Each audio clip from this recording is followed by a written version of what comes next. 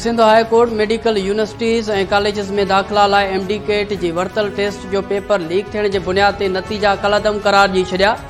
IBA Karachi ऐं IBA Sukkur ज़रिए महीने अंदरि ॿीहर टेस्ट वठण जो हुकुम।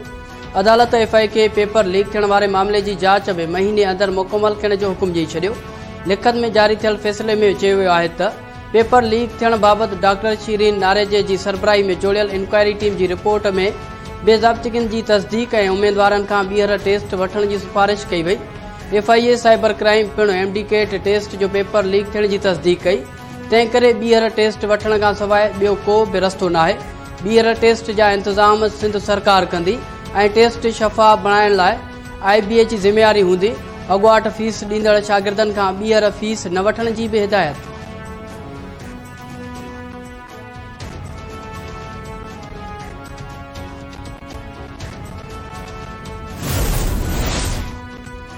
ईरान फ़ौजी अॾनि ते इसराइली हमलनि में 2 फ़ौजियुनि जे शहीद थियण जी तस्दीक करे छॾी। ईरानी फ़ौज चयो आहे त इसराइली जहाज़नि तहरान, खोज़दान ऐं इलाम में फ़ौजी अॾनि खे निशानो बणायो। हमलनि जो मुक़ाबिलो कंदे 2 फ़ौजी शहीद थिया आहिनि। कुझु हंधनि ते नुक़सानु थियो आहे। ईरानी परॾेही वज़ारत चयो आहे त तहरान पंहिंजे दिफ़ा जो मुकमल हक़ रखे थो।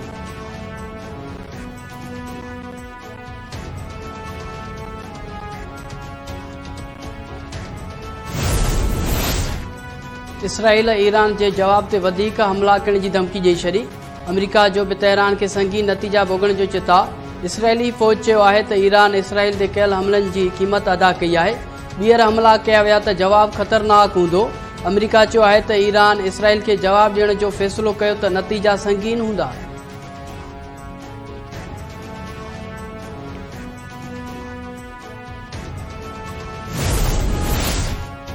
पाकिस्तान पारां ईरान ते इसराइली हमले जी मज़म्मत। हमलो ईरान जी सलामती ऐं आलमी क़ानूननि जी भञकड़ी करार। वज़ीर आज़म शहबाज शरीफ़ ईरान ते इसराइली हमले जी मज़म्मत कंदे चयो आहे त ईरान ख़िलाफ़ इसराइली अॻुभराई ते ॻणती आहे। अहिड़ा क़दम मुल्कनि जी ख़ुदमुख़्तियारी ऐं आलमी क़ानूननि जी भञकड़ी आहिनि। पाकिस्तान अमुन लाइ ईरान ऐं ॿियनि पाड़ेसरी मुल्कनि सां गॾिजी कमु कंदो रहंदो। धुरियूं कंहिं बि शिकताण खां बचण लाइ सब्र जो मुज़ाहिरो कनि।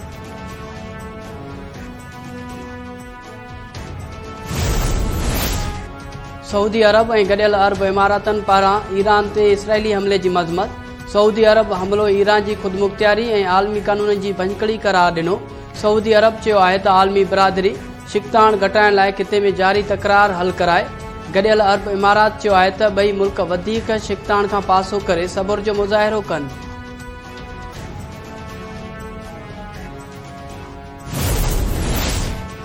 Chief justice Yahya Afridi supreme court जे 3हें चीफ जस्टिस तौर हलफ़ खणी वरितो। सदर आसिफ ज़रदारी जस्टिस यहया आफरीदी खां उहिदे जो हलफ़ खणायो।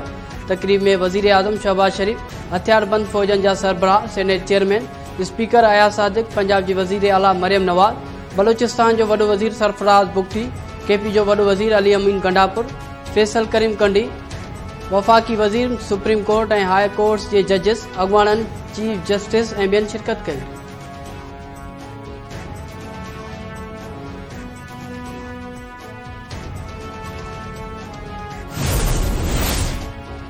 सुप्रीम कोर्ट जे chief justice Yahya Afridi practice and procedure committee जी नए सिर जोड़ जक करे छॾी।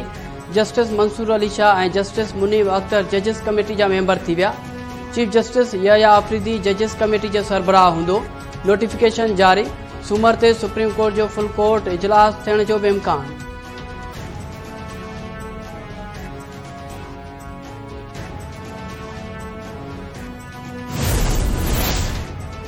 JUI सरबराह मौलाना फज़लुर रहमान जी PTI खे मुल्की मुफ़ादनि ख़ातिर एहतजाज न करण जी अपील। मौलाना फज़लुर रहमान चयो आहे त 2011 खां पोइ मुआइशी सूरत हाल ख़राब थी। हाणे सूरत हाल में बहितरी अची रही आहे। PTI खे अपील आहे त हाणे को बि एहतजाज न करे जंहिंसां मुल्क खे नुक़सानु थिए। नए चीफ जस्टिस खे भलीकार कयूं था। पहिरियां हुकूमत 56 तरमीमूं आंदियूं जेके बाद में 22 थी वियूं। आइनी तरमीम में 5 नुक़्ता JUI जूं बि शामिल हुयूं।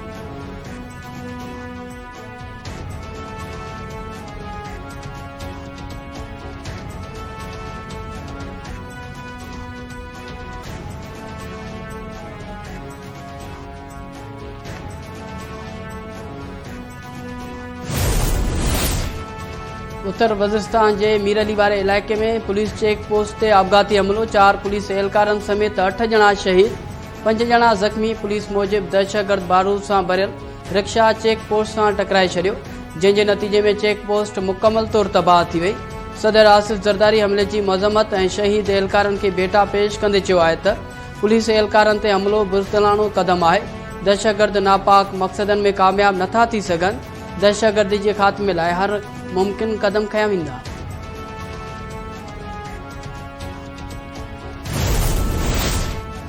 लकी मरवत में मस्जिद ते दहशतगर्द हमले की कोशिश नाकाम बणाईंदे शहीद थी वियल कैडेट आरफुल्ला जो मड़ फौजी एजाज से मिट्टी मां हवाले। SPR जो चवण है तो कैडेट आरफुल्ला मस्जिद ते दहशतगर्दन के हमले के नाकाम बणाईंदे शहीद थियो, जंहिंजे जनाज़े नमाज में फौज के सीनियर ऑफिसरन और जवानन शिरकत कई। शहीद कैडेट के फौजी एजाज से मिट्टी मां हवाले किया वियो। हथियारबंद फौज मुल्क में दहशतगर्दी के लानत के खात्मे लाइ पुरज़म है।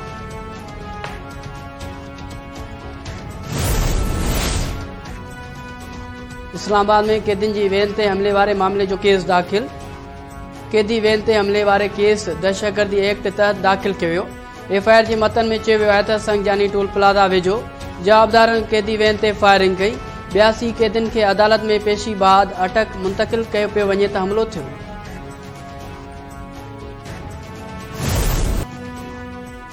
ACP सदर ज़ैन शाह चोलिस्तान ग्रेटर थल कैनाल के सिंध की तबाही जो मनसूबो करार दी छड़ियो, जेका बाद में वकीलन के खिताब कंदे ज़ैन शाह चयो आहे त सिंधु दरिया ते 6 कैनाल ठया त सूबे जे 40 एकड़ ज़रई ज़मीन तबाह थी वेंदी। चोलिस्तान ग्रेटर थल कैनाल सिंध की तबाही और पंजाब जो वारासू ज़मीन आबाद करण जो मनसूबो है। सिंधु के हज़ारे साल पुरानी तहज़ीब के दफन करण की कोशिश कामयाब थियण न ॾिनी वेंदी।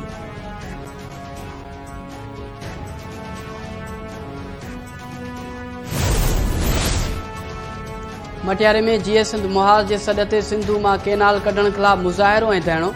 रियाज़ चंड चयो आहे त सिंधु दरिया ते नवां कैनाल ठाहे सिंध के बंजर बणाइण की साज़िश कई पई वञे। सिंधु दरिया असांजे जियापे जो ज़रियो आहे, हक़नि ते दाड़ो बर्दाश्त न कंदासीं।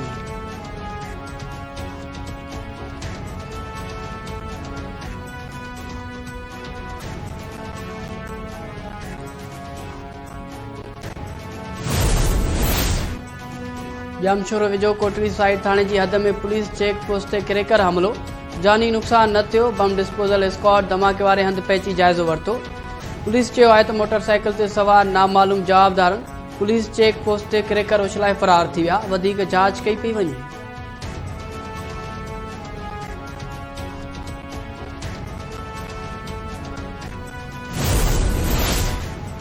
कानपुर वेझो गड़ी ते गोजे कच्चे में पुलिस ऐं रेंजर्स जो गडियल ऑपरेशन। एक वधीक ॾोहारी के मारण ऐं 2 खे ज़ख़्मी करण की दावा। पुलिस जो चवण है तो SSP शिकारपुर और विंग कमांडर की अगवानी में ऑपरेशन दौरान दाड़ेल बलोर तेगाणी मारिजी वियो। बदनाम दाड़ेल बेलो तेगाणी समेत 2 ॾोहारी ज़ख़्मी थी पिया। SSP शिकारपुर मूजिब 2 हफ़्तन का हलंदड़ ऑपरेशन में 9 दाड़ेल मारिजी विया, केतराई ज़ख़्मी थिया आहिनि।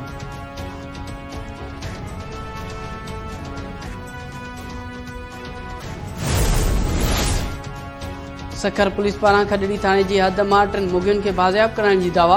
पुलिस चयो आहे त मुगी आबिद अली, अमीन अली और सोनो खान के बाज़ियाब करायो वियो आहे। 3 ॼणनि के 3 हफ़्ता अॻु क़ौमी शाहराह तां अगवा कयो वियो हो। फरियाद थियल दाड़ेलनि की गिरफ़्तारी लाइ सर्च ऑपरेशन जारी आहे।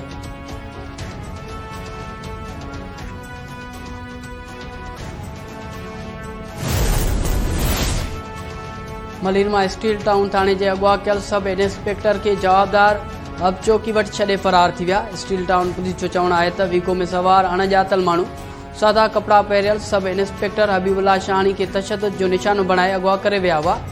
जवाबदार सुञाणप थियण ते हबीबुल्ला शाहानी के छे फरार थी विया।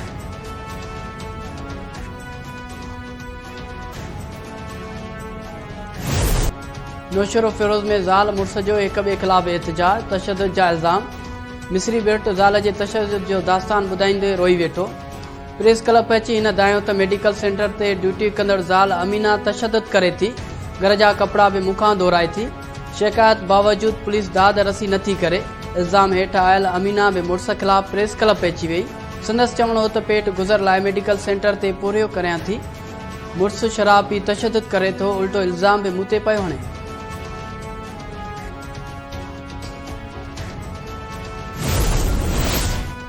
रावलपिंडी टेस्ट में पाकिस्तान इंग्लैंड के शिकस्त ॾेई 4 सालनि बाद होम सीरीज़ खटे वरिती। टीं ऐं फ़ैसिलाती टेस्ट मैच जे 3 ॾींहुं इंग्लैंड जी टीम ॿी इनिंग में 112 रन्स ते ढेर थी वई।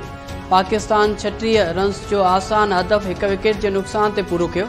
मैच में पाकिस्तानी स्पिनर्स जी शानदार बॉलिंग, साजिद खान ॿिन्ही इनिंग्स में 10 ऐं नोमान अली 9 रांदीगरनि खे आउट कयो।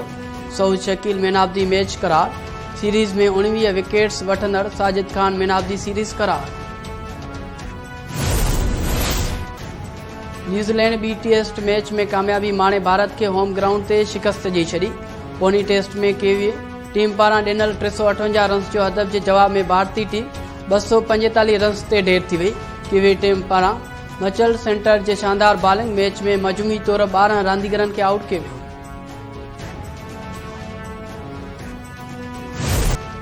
हॉलीवुड जी सुपर हीरो फिल्म सुपरमैन जो ट्रेलर जारी। फिल्म ईंदड़ साल 11 जुलाई ते अमेरिका समेत मुख़्तलिफ़ मुल्कनि में रिलीज़ कई वेंदी।